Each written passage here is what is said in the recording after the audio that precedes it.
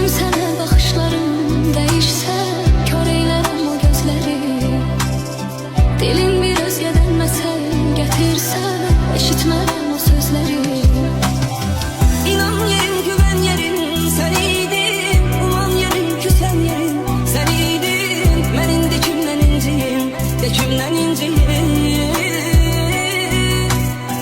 Qürurum olmur heç mənə əngəl, nə vaxtsa səndən incisən əvvəl, gərək özümdən inciyim, özümdən inciyim. Birinci eşk qalır düyün kimi, həminki gün kimi yadımdadır hələ.